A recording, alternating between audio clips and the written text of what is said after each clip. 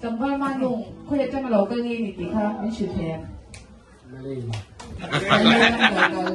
Zanan ang mga sabon.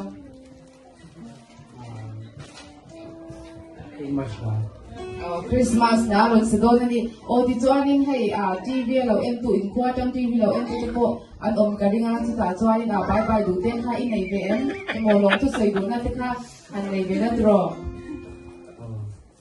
Okay mo de. Kai sai ha bok don ha. Hello de, sweet de.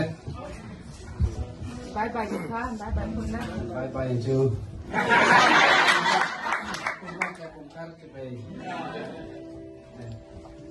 Ok rồi, na rồi cắt thịt ca.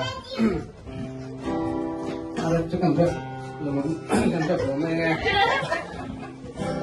Cái gà này muốn thịt đồng phần. Em mong kết sụp vào đây.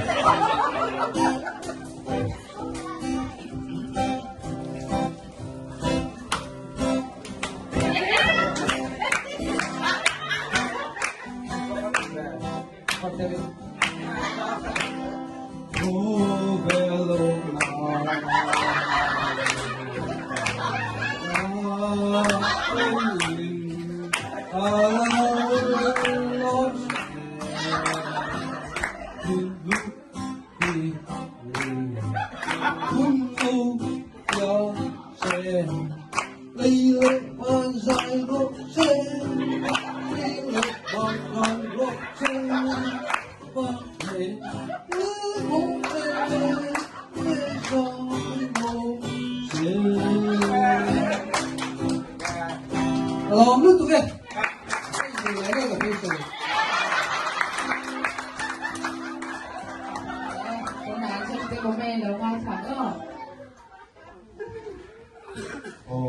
Lang wal ma nung ha. Aroi puri kaya may kadang ka one man band ang tiya. Sabok, meat, sabok, guano, sabok. Ang tingay ka aron pimpagod ngayon. Kadang ka miti. Berol puri ho, pipito niya. Tumangtuan ng mapan bendin no na